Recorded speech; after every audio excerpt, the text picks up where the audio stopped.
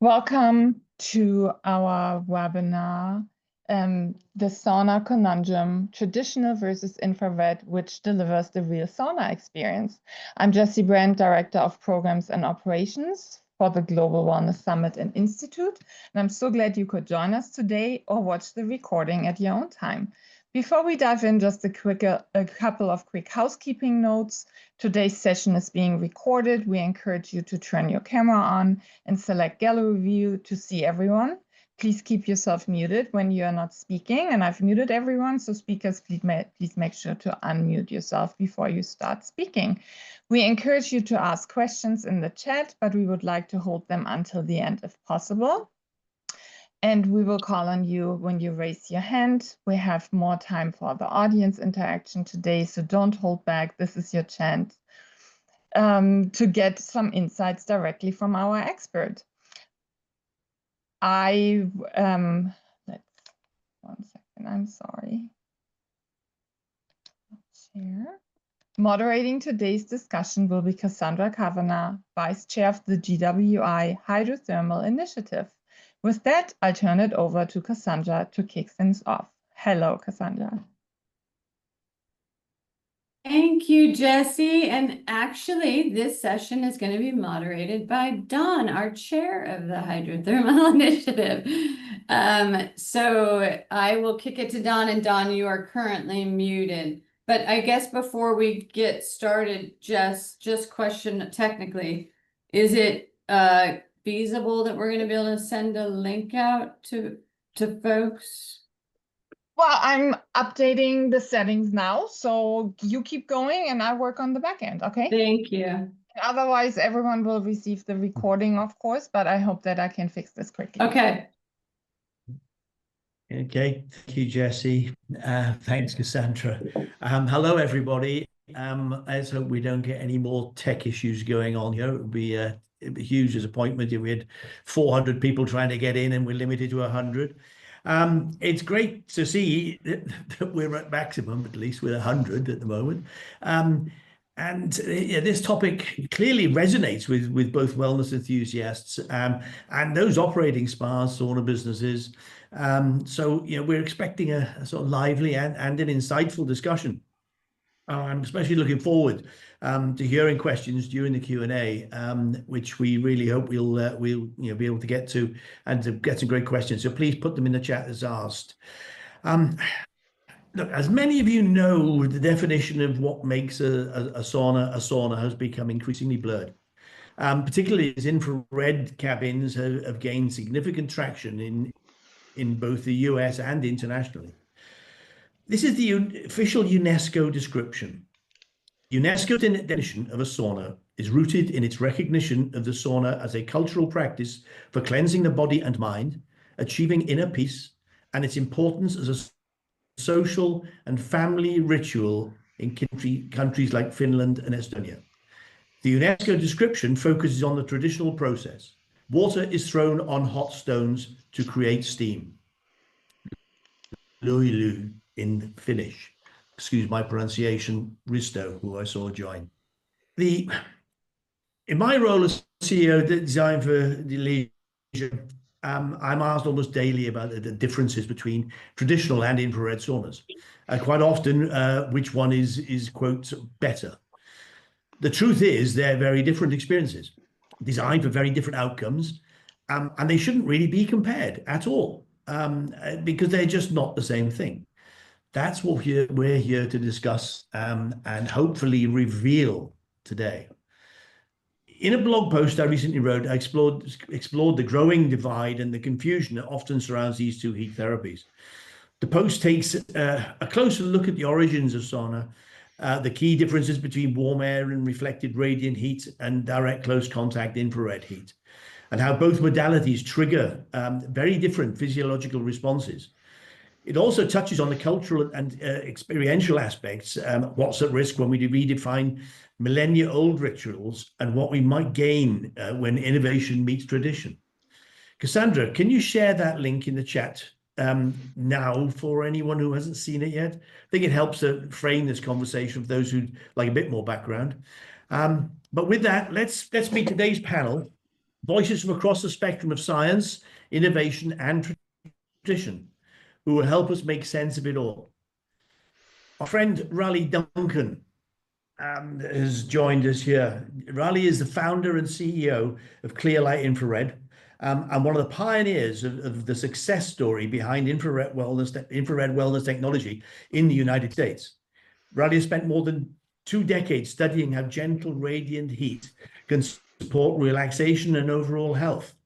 And his company's products have become a major force in shaping the modern infrared sauna market. Lasse Eriksson joins us from Farrisbad in Norway, one of Europe's leading wellness destinations. He's also on the board of both the International Sauna Association and the Norwegian Sauna Association, and represents Aufgas VM, an organization that has greatly raised the profile of communal sauna bathing and hugely influential in promoting sauna culture around the world. Lasse brings deep expertise in sauna rituals and is passionate about keeping the authentic spirit of communal sauna bathing alive while helping to evolve it for modern audiences. And last but not least, we've got Dr. Ashley Mason, Professor of Medicine at the OSHA Center for Integrative Health in San Francisco. Ashley's research explores how temperature regulation and behavioral health intersect, particularly in areas like sleep, mood, and stress. And she's spoken widely about how whole body hypothermia may help regulate depression and enhancing well-being. And on a personal level, she's an avid sauna user. She's been sharing images of a wonderful sauna at her home before you all joined. Welcome, everyone. It's a pleasure to have you all here. Okay, what defines a sauna? Let's start with the fundamentals. When we use the term sauna, what does it really mean? For some, it's steeped in millennia of ritual and tradition. For others, it's a modern wellness tool that's evolved with technology. Lasse, begin with you, please. From your perspective, how would you define a traditional sauna experience? What elements make it special to you personally and in your work at Farrisbad? Wonderful. Thank you, Don, and what an intro. First of all, it's a spectacular talk to have, and I would just say that, first of all, sauna, it comes from the Finnish word, and it means bathhouse. It's an old Proto-Finnish language. I think that's around 500 before Christ, and that the word sauna came out of Finland. So to explain a little bit about what traditional sauna experience is that it, to the basics, it involves sitting in mostly wood-clad room. You do have some spectacular saunas like Rajaportin in Tampere, which is the oldest one in Finland, which is in concrete, which you have to experience. But mostly it's wood-clad room. It's heated by a stove with hot stones, where water is poured over the stones to create what we call loulu. And that also raises the humidity. And the experience itself is typically includes alternating between intense heat and cooling off. Often either we go by shower or plunging into the cold water or something like that. And then we end by resting. So it's 3 phases: hot, cold, and rest. And then we repeat. But the uniqueness of sauna lies in the loulu. It's an old Finno-Ugric, I think it's 7,000 years old or something like that, but it means spirit, the spirit force or spirit life of the sauna, of the process, of the steam, and everything around it. So it has its own life force. It's a spiritual element where it connects and unifies. The fire heats the earth, the stones heats the water transforms into the air and evaporates, and all these 4 elements combined creates loulu. So to be simple, that living spirit of the sauna experience, connecting your body, mind, and soul. And it is, how can I say, at once a mental, a physical, a spiritual, and a social ritual of renewal and presence. And that's kind of the core of the sauna. Hope that Thank you, works. Lasse. Thank you, Lasse. Your passion is infectious as always. Thank you very much. Raleigh, let's turn to you. Infrared has gained huge popularity over the last couple of decades. How do you define it, and how does it differ from the traditional model we've just been talking about? Sure, I think this is the good place to start. And I think a comparison might be we have automobile. We've called something an automobile for many, many years, whether it was gasoline or diesel. And when we went to electric, we still call it an automobile. So an infrared sauna is different than a traditional sauna that you described, in that instead of the box of hot rocks, we have infrared heaters. And the way that we design our infrared saunas is to put the heaters all around you, in the front, the sides, by the calves, behind you. And so the infrared wavelength comes through the air without giving up much of its heat, its energy, until it hits the body, penetrates into the soft tissue, and heats the body directly. And that's the mechanism. And because of that, the air temperature inside the infrared sauna stays a little cooler than the traditional sauna. So that's the basic difference. And you still, when I go in my infrared sauna, I perspire like crazy. Within a few minutes, I'll do a 20-minute session, and I have to get out and jump in my cold plunge, and then I'll go back and do it again. So that's the basic difference that I see it. It uses less electricity. You don't have a long warm-up time. So I turn mine on, wait 20 minutes, I go in, and it isn't hot in there, but within 2 to 3 minutes, it feels like it's hot. It feels like the air temperature is hot. And I come out, my skin is softer, the muscles are relaxed, my stress is melted away. And anyway, that's my experience. And thanks for asking. Thank you, Ronnie. Thank you. And Ashley, while you come at this from a scientific, medical, and indeed a personal point of view, as both a researcher and an avid sauna user, how do you personally define sauna? What does the experience mean to you? Well, there's a lot of ways to define this according to some people, and there's only one way to define this according to other people. There's a sauna, which we can think of as a noun, and then what Lasse just so elegantly described is kind of more of a verb. It's a process, right? You're doing certain steps in a certain environment with certain people at a certain time. All these different kinds of specifiers. I enjoy all kinds of heat therapies and heat treatments. I think someone has their sound on. Maybe they want to mute themselves. But I enjoy hot tubs. I enjoy going in the sauna just as Lasse described. I enjoy using infrared heat and infrared sauna. I know people have take some issues with that phrase. I enjoy using that. In my research life, we are using both. So I don't like to use a very restrictive definition here, but I will say that they are very different experiences when you're using an infrared heating element versus when you are using heat that comes from a wood-burning stove that is heating rocks that you are throwing water on. These things are very difficult to compare.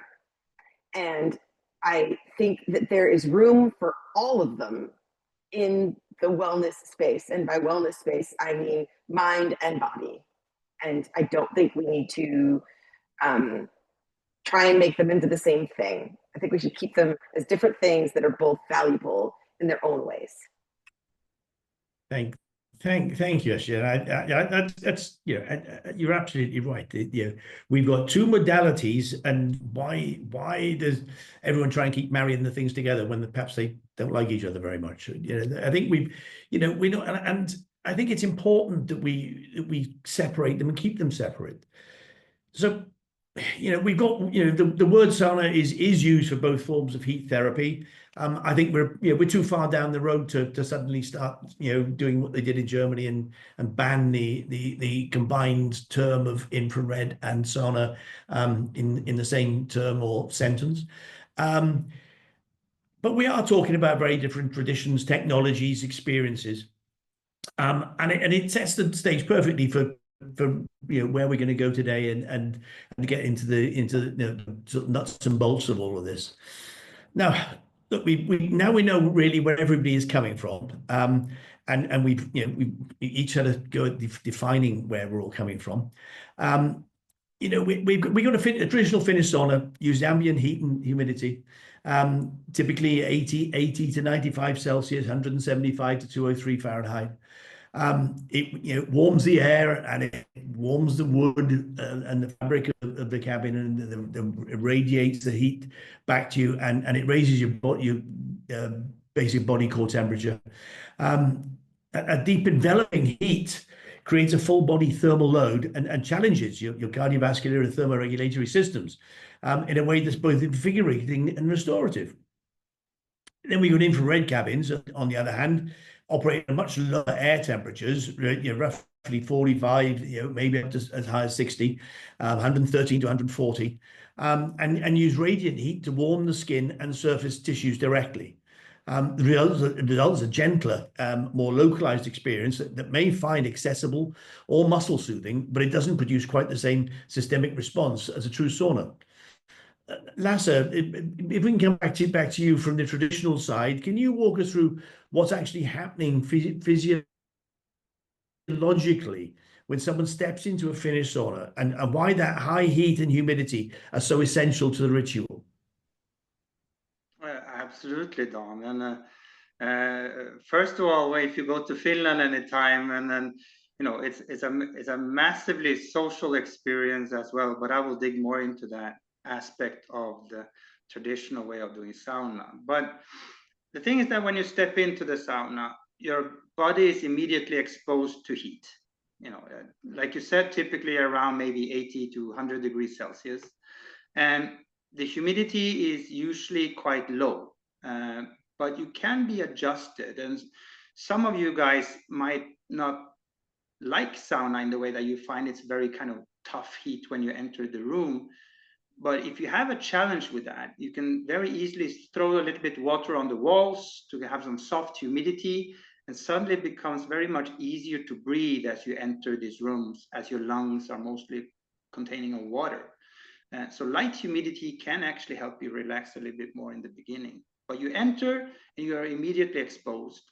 Physiologically, well, you enter and the sauna triggers what we call is vasodilation. It takes about maybe 5 to 10 minutes, where it means that your blood vessels are expanded to increase blood flow to your skin. And in that way, it moves from the organs to your biggest organ. And in that, it can gather whatever it needs of whatever toxins or whatever, and it brings that back to the internal organs like kidneys or liver and through breath, where it's dispersed. Your heart rate will rise, sometimes between 100, 150 beats per minute. So it's like a light exercise. And while your body begins to sweat, and the sweat is the key here. And the reason we sweat, it helps the heat. So it regulates temperature. So the reason we sweat is to cool down, so we don't overheat it in that way. And the heat is essential in the sauna because it pushes your body into this controlled stress response. It activates the cardiovascular system, stimulates endorphin releases and such, which also can contribute to deep sense of relaxation. But your body, it learns to handle that physiological stress calmly, and which that can possibly lead to lower chronic stress, anxiety over time, and it builds your resilience to withstand other stressful moments in your life. And the same we do in our contrast. So to wrap it up like that, you slowly heat up, and much the same as we do with the infrared. And it heats up, you sweat, and then you contract by going into contrast. Very easy to tell how the sauna works. Thanks, Les. Thank you. Raleigh, you often work with infrared in wellness and recovery settings. Can you share your perspective, please, on how infrared interacts with the body and why it's become appealing to so many users, especially in terms of accessibility, comfort, or indeed for specific recovery benefits?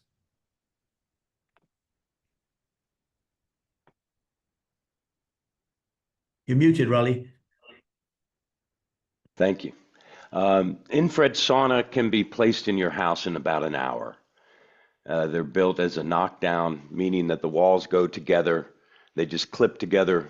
We have saunas that plug into 110 volt. So it's very easy. You have a sauna very quickly. And at that point, everything that Lasse said, the vasodilation, the increase of heart rate, the sweating, and the stress response pretty much are the same from my experience. And it depends on how you build an infrared sauna. People are going to come out of an infrared sauna if it's built correctly and has the heaters all around you. You'll see many infrared saunas just have maybe a couple heaters in the front, maybe one in the back, this type of thing. But if you put heaters all around you, what we're doing is we're mimicking the hot air. Instead of the hot air heating your body all around, the wavelengths are coming in from every direction. So I have that feeling of my body heating up, my core is being heated, I'm feeling my muscles go to jello, and profuse sweating coming. And like I said, I only last about 20 minutes in that infrared setting. So that's pretty much as I see the infrared experience. And one caveat, I didn't come up with calling infrared saunas infrared saunas. That's what they were when I bought my first one 30 years ago. So I did not coin this. It's just how it was presented to me. So anyway, I see a lot of similarities in the benefits. I see some pluses on both sides.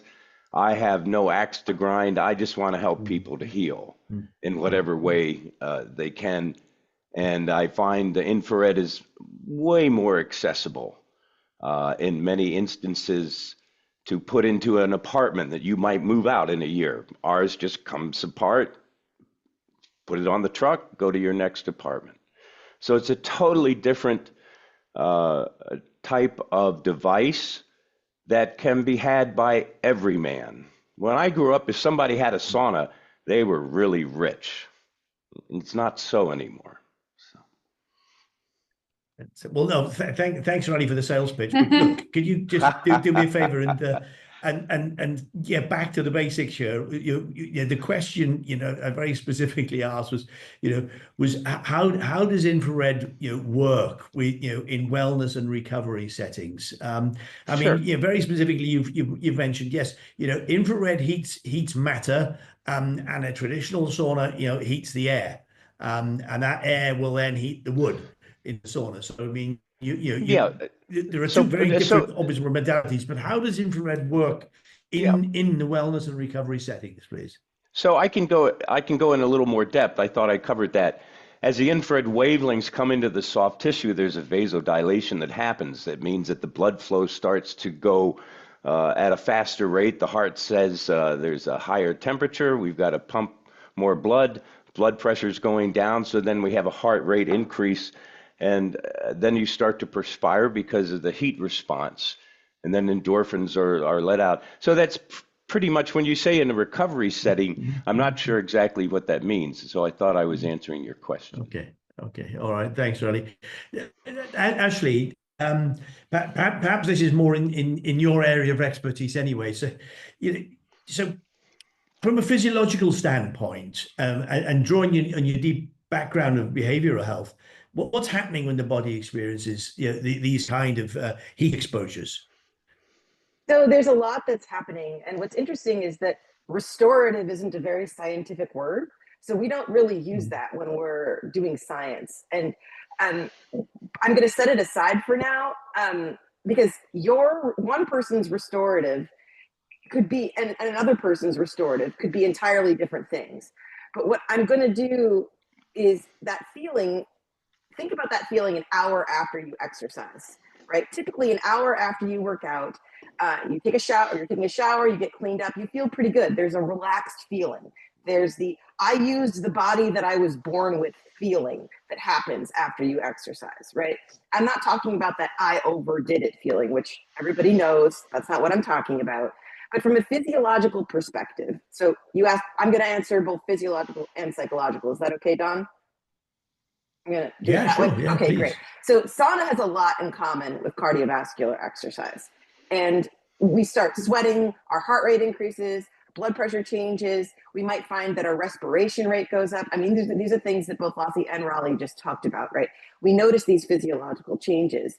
And there's other things that you need to keep in mind too. When we stop what we're doing, when we stop working, when we stop playing on our phone, when we stop obsessing on the internet or whatever the screen du jour is, and we just sit down without our armor and we sit down with our friends, something happens in the sauna. We communicate, we socialize in ways that we were more evolved to do, right?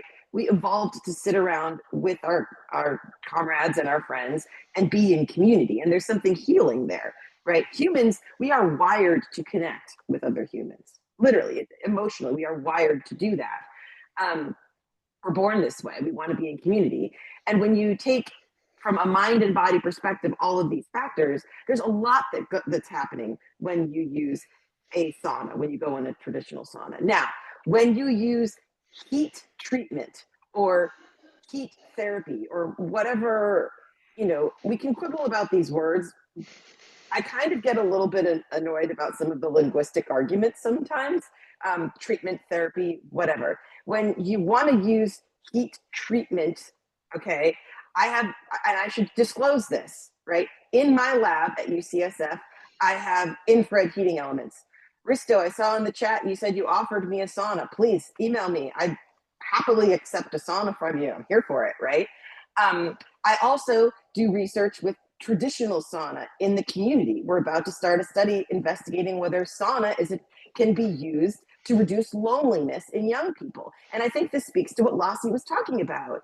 Loneliness is a part of our health and our wellness and what's going on. We know that loneliness is a risk factor for major health conditions. This has been studied. In my lab, I'm also using infrared. We'll call it therapy, treatment. I don't know what you want to call it, but we have everybody in these sauna domes, like what Raleigh just explained, that you can set up in 15 minutes. It probably takes to set up one of these domes or less. You can store it in your closet. And we're using this kind of heat therapy as a treatment for depression. And you know what? In our first study that's published now that anyone can go read on the internet, in the International Journal of Hyperthermia, of the 12 people who finished our small pilot study, 11 no longer had clinical depression at the end. And in a study that's coming out today at 9 a.m. in literally 27 minutes, 25 of the 29 people who finished the treatment no longer had depression either.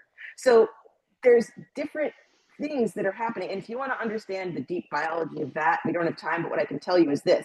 When you go in a sauna or some sort of heat therapy, hot tub, you name it, it heats you up. And what happens when you exit that heat therapy or treatment or situation is you have a rebound body temperature lowering afterward. Your body is busy, sweating, trying to cool you down.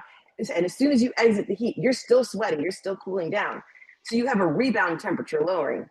And what we published in this study of 20,000 people was that people with depression tend to run hot.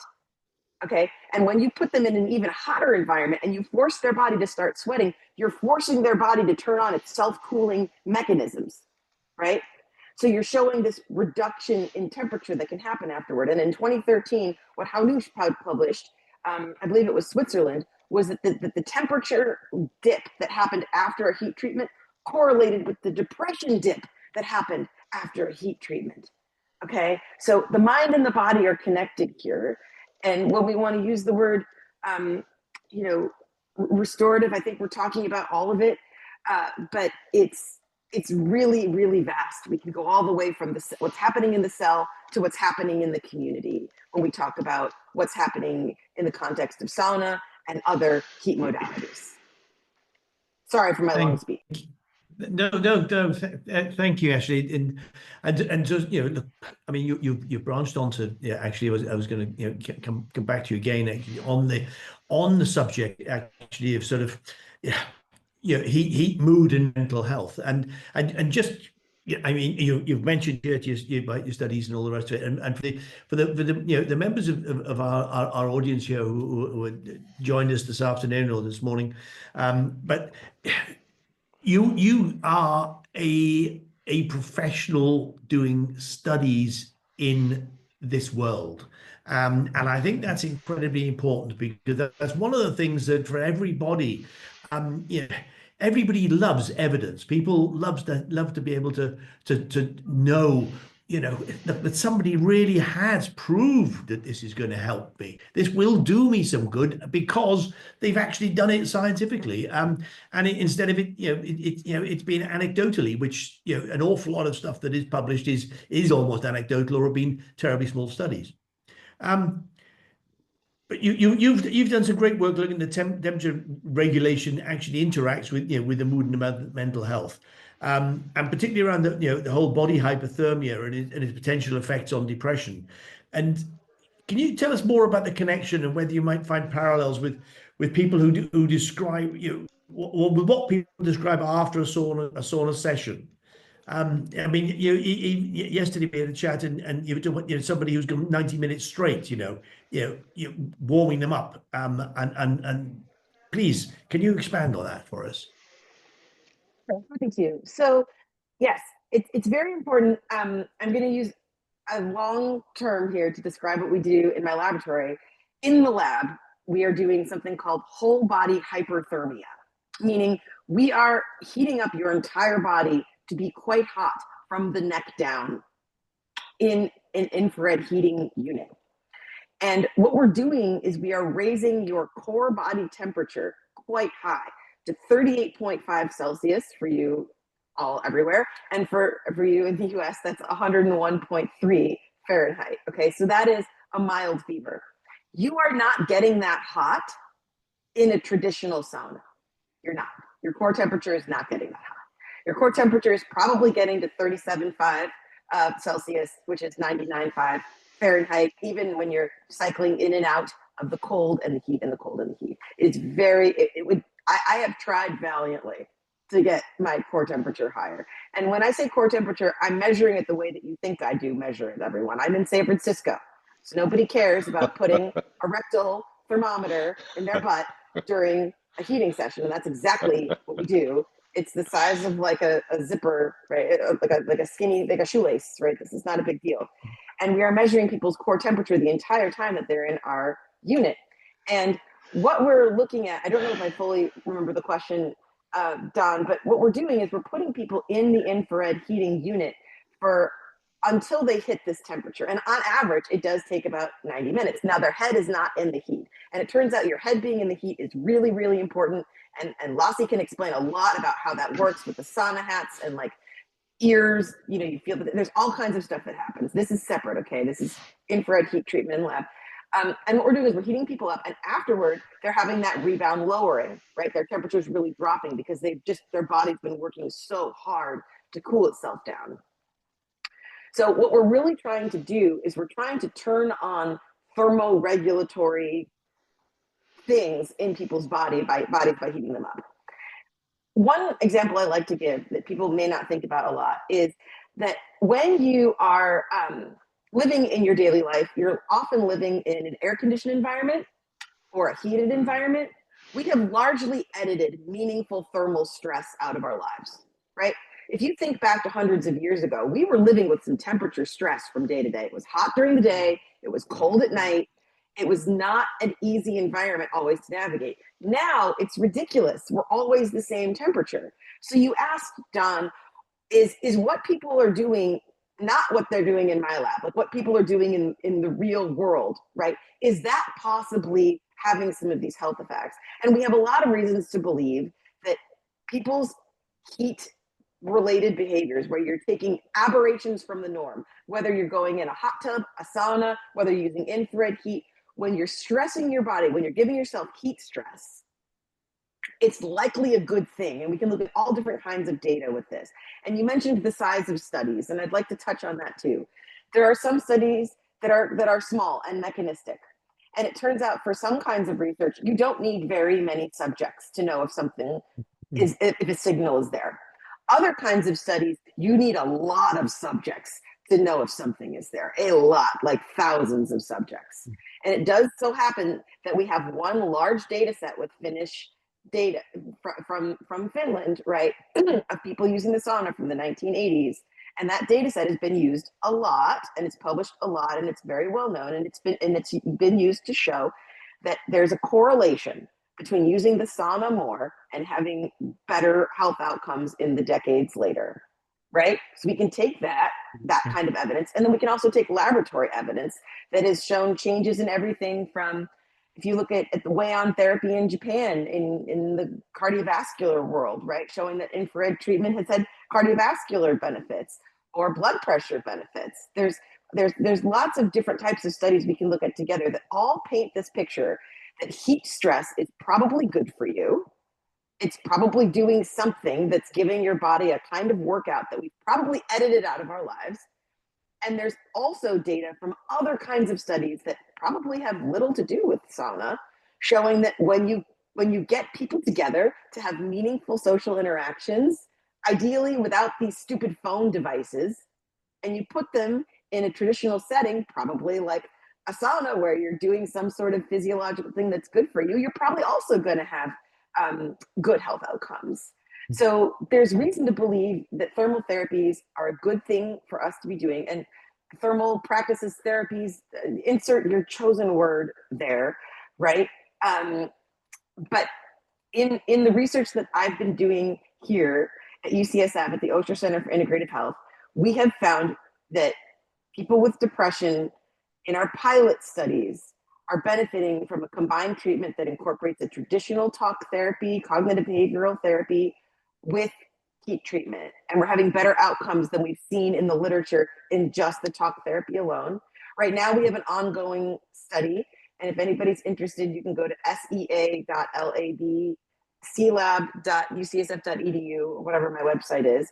And we're doing a treatment for people with insomnia, where we're combining cognitive behavioral therapy for insomnia with an infrared heat treatment to see, can this help people fall asleep faster, right? And it's something that they can do in their homes. We're mailing it to people, and they can store it in their closet. It's like, I know no one likes this term, but it's technically called an infrared sauna blanket. I didn't make up the name. Don't shoot me, right? That's what it's marketed as. I'm just using them in the research. So there's a lot going on here, and I'll stop talking. So. Okay, thank you, Ashley. I mean, we've now gone a little off piece with all of that, and I want to get Lasse to drag us back on course here, and I think that the important thing is the separation between these two modalities is incredibly important, because particularly the social side of it, and the fact that one type of bathing is far more conducive to a group of people, and that of course is traditional sauna, where the size of the sauna and can just get bigger and bigger and bigger, more and more people, because the technology exists for everybody to get warm at the same time. And can you please talk a bit more on not just the cultural, but also the physiological and the mental side of that?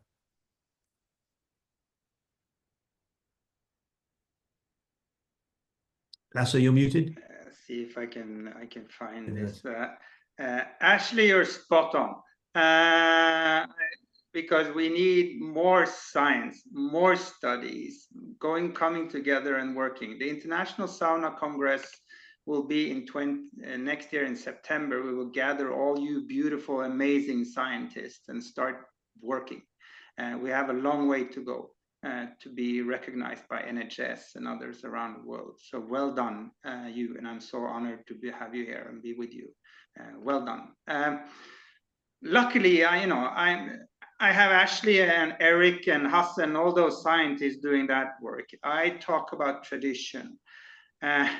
And sometimes I find this is equally important because the roots and ancestral work to honor the rituals is so important for us too, to not just lose ourselves into the science, but actually kind of hold on to what we have been taught by our ancestors from generations to generations. And in tradition, in the Nordics, not only in Finnish culture, the sauna has always been much more than just this washing place or coming together for that. It is a sacred space. It is a sacred space for cleansing the mind and the spirit. It's where you sit in the heat, in stillness. You're surrounded by lolu, this energy field, this magical steam, this ancestral power, together with the natural materials from the wood and the rhythm of your own breath. There's a kind of a mental quiet that emerges inside the sauna space when you do this. People can sometimes describe it as a reset. You talked about, influencing the mood, but you leave, it's like Ashley said, you leave behind the noise of the day, and I don't like the word reconnect or connect with yourself, but you connect with yourself and others on a deeper level when you're in this communal space. And in Norway, we have a word. It's called laugardag. It's Saturday, and laugar means washing. We met every laugardag to wash ourselves physically and spiritually and mentally, so you're ready for Sunday and a new week. This is not something we take lightly. And historically, the sauna is also the place where people were born. They were healed and they were prepared for their death. It's a space for every day and every part of life. So it becomes a spiritual room for millions of people around the world. And that's why we say sauna is not only a physical, where you can study it in that way. It's an emotional space. It's a spiritual and a communal space where people can come together. And finally, we see all around the world, people are waking up and searching for these types of spaces in their life. A place where they can find maybe balance and clarity in the room where you have your ancestors present. We have a mentor called Edda Verroja. I have no clue how many generations she is in Estonia. She got the Estonian smoke sauna on the UNESCO World Heritage List. She's in Musku sauna in the south of Estonia. And she says you connect with all your ancestors through the lolu, the spirit of the water, because we are water species. And it's been that type of medicine and holy temple for over 2,000 years, with millions of people in Finland and globally who are connected through this type of ritual, because it is a ritual, and rituals are powerful. And we need to honor them and hold on to that tradition and not lose ourselves too much in innovation. But we can innovate as well, and in that process, honoring it. So can I? Thank you, Lasse. I'm going to pipe in because we have 15 or less than 15 minutes left. There's a ton of questions. The activity is incredible. And so I would like to help get those going, if that's okay with our panel. And let's start, Susie. I know you have a handful of questions. If you would like to ask yours personally, or I could put them forth. You can put them forth. I was just contributing some information about wellness evidence where you can actually find sauna studies, and also Semantic Scholar is on the wellness evidence site. So there's, 4,000 studies there. So, but go ahead. Great. So, one of the things Susie was interested in is this discussion around the word sauna and the fact that it's used in very specific ways in Germany and beyond. And that's an interesting point, when and why did that happen? And the other thing is an interesting question that's in the chat is people seem to confuse infrared with the term red light. And that's a very big misconception that we could handle. Yeah. So Lasse, if you want to take the sauna, I know you addressed it a bit, but if you want to readdress that real fast. I thought it was in 1999. Risto is here. I thought it was in 1999 the definition of sauna was released through the ISA, and mostly, like I said in the beginning, it's mostly a wooden structure room. Well, we have Rajaportin, which is concrete, which we know, but mostly wooden structure room. You have an oven with rocks, and you have to be able to pour lolu or steam on it to create the element of fire, earth, water, air. So when you create lolu in this space, then you can call it a sauna as a structure. But if you cannot pour lolu on it, it is just a hot room, like a living room. Yeah. I think, Lasse, thank you. And I saw Susie ask a question earlier on about the German definition of sauna and how come Joe outlawed the combination term of infrared and sauna together. And that is very simply based, their logic behind that it was quite simple that in Germany a sauna is a room that's heated over 70 degrees Celsius. And it's, if we look at the temperature ranges within an infrared cabin, then they are invariably well below that temperature. And therefore, it was felt that as one could not achieve the temperatures of the other, it couldn't possibly be the other, and therefore it has to have its own name as an infrared cabin or an infrared therapy room or whatever you want to call it, but it can't be a sauna. So that was anybody, Susie, I know you have a German background, but I mean but in anybody who's ever worked in Germany, does business with Germans and all the rest of it, you will know that they're nothing but pedantic about these sorts of semantics, and that's why they felt so strongly and brought that law in. Is that helpful? Yes, I've never heard of it. I mean, what if you do use the term infrared sauna? Is someone going to arrest you, or what? Who's I checking think on this? we could fund a police to do that. That might be the next step. My wife's German. Maybe I can get her to start that. That might not be in your best interest, Ralph. I sit here and I wonder, where will this discussion be in 1,000 years? Is it really? I mean, I guess it really is important to you guys. I just want to help people to get better, to feel better. I'm more concentrated on that than etymology, quite honestly. But have your way. And Raleigh, one of the things that I think we have kind of agreed on is that infrared has an interesting purpose in all cultures for people who cannot handle high heat, for certain treatments of, muscle aches and pains that make sense for them, as well as you mentioned, the ease of which you can set up an infrared sauna and, get going at an affordable rate. So would you say that this has been like a new way to introduce a masser population to kind of democratize the notion of heat therapy?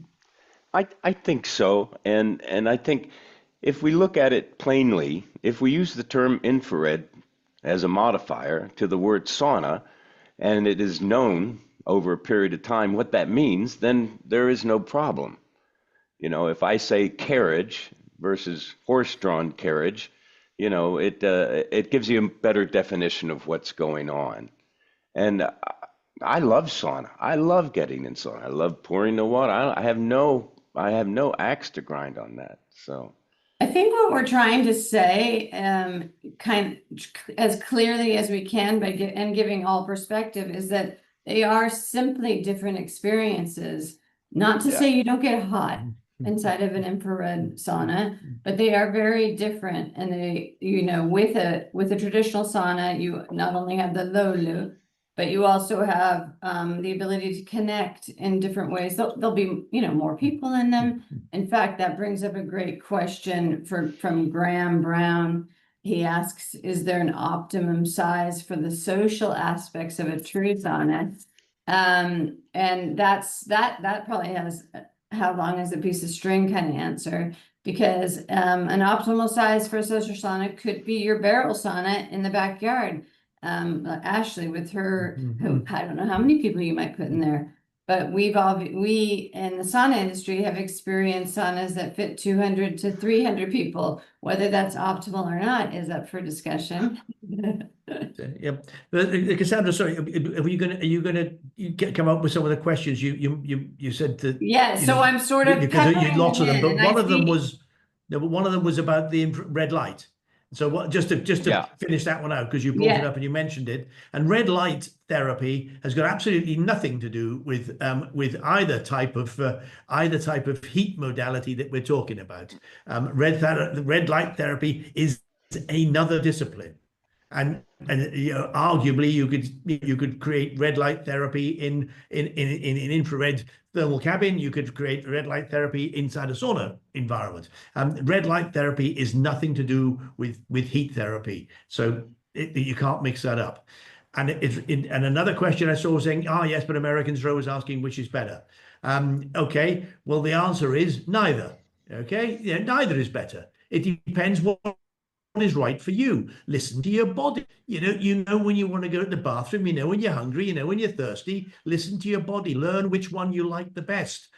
And if you're an operator who says, oh, should I have this or should I have that? The actual answer is that's coming out of this, you should have them both, because that way you're offering your guests, your members, your users, your bathers, whatever you want to call them, you're offering them the opportunity, because they may have contraindications, which mean they can't go in the very high temperature of a traditional sauna, but you are offering them the other option of using infrared therapy, infrared heat therapy, by going into the other one. One cannot be the other, and you really can't have one because it's better, because quite frankly, neither is better.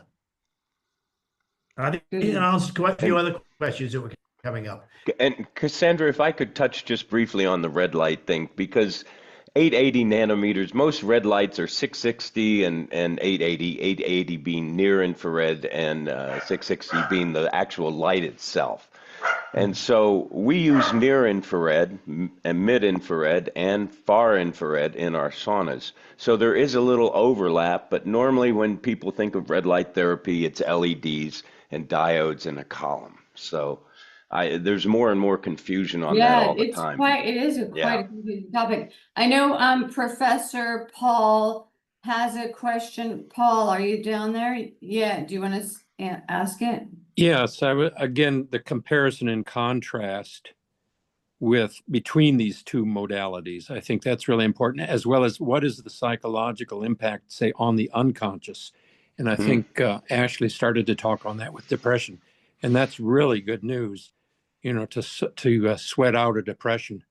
But I think, the relationship also with talk and sauna, that's good news. Yeah, I mean, one of the things that we know with depression is that it's really hard to treat people with depression if they won't talk to you. And so if we're able to help people's thermoregulatory systems come back online by helping them engage in self-cooling, and then they get that mood boost that people often describe after a heat treatment, and then they're willing to engage with a therapist in the days later, we kind of alternate, a heat treatment, and then we'd have a talk therapy session that week, and then the next week a heat treatment, and then talk therapy sessions. We alternated these to develop this kind of mind-body approach to giving people skills, because when people start feeling better, then they're willing to talk. Then maybe they're willing to change other behaviors. All of a sudden, they're willing to go on a run, right? What is running? Running is also a thermoregulatory workout, right? So it's a feed forward process where we're trying to help people's behaviors change in ways that are better for their thermoregulation and also for their like behavioral interaction with the world. Yeah, I think it would be really interesting to collect conversations in sauna, true sauna ritual, the conversation, the social communication that goes on in contrast with the infrared. Is there a difference in imagination that comes out of that social experience? It's an interesting question. You know, one of the inspiration for my most recent work was from the 2016 study where they had depressed people coming in and doing an infrared heat treatment, and the research assistants didn't know what to do because the participants came in and they were totally quiet and they went into the heat treatment, and then all of a sudden they started talking, and the research assistants were like, well, what are we supposed to do? Do we talk back with them? Do we say something? Do we not say something? What do we do? And so one of my colleagues told me this, and I was like, well, why don't we capitalize on this? If they're all chatty in the days after they do a heat treatment, why don't we get them back in and talk with a professional? Gosh, that sounds great. So that's how we developed this kind of treatment. And we do kind of record themes of what people are talking about when they're getting heat treatment. So we can see, okay, they started talking a lot more after 40 minutes had passed. All of a sudden, they started getting chatty, right? And for this next study, we're going to do in a traditional sauna, though, a real, like a Finnish sauna that I think Lassie would, I'm going to send it to Lassie and make sure he's like approving, right? But I know Mikkel approved it, so I know it counts as a traditional sauna. Oh, we're going to do that. I know We're gonna measure. We're gonna try and ask people about what they talked about. I know we we're need gonna to replace the sauna. we We need to are replace the at sauna with the time. couch. We are at time, but can I get one more in? No, we really at time, and we really like closing on time to be conscious of everyone's schedule. So this was a fantastic discussion. I hope that we can extend this We'll and have a maybe Mark have II. a follow-up webinar like we had with the other series. So, yeah, we did a second follow-up. Exactly. So thank you everyone for joining us, and sorry for the little hiccup. Luckily Zoom reset everything and we were able to get more people on, and everyone that has registered will get the recording, the follow-up email, will have the very lively chat in there, as well as some links to research. So thank you everyone for joining. Thank you to our amazing panel, and we look forward to seeing you at other webinars. Thank you so much. Bye-bye. Bye, guys. Thanks, Thank you. everyone. Bye. Bye. Oh. Don, are you staying? Can I say I have one more thought? And Lassie? Need to close the call. We have to end it. I need to end it because I have another call coming up. I'm sorry. There's a point I really Didn't wanted to Cassandra make. have some debrief or something? Yes, I can't remember what. that's just, Can you change the host? Is that another link? No, I cannot. It's another link, Don. Yes. Okay, hang on. There's another link that Cassandra sent out about a debrief.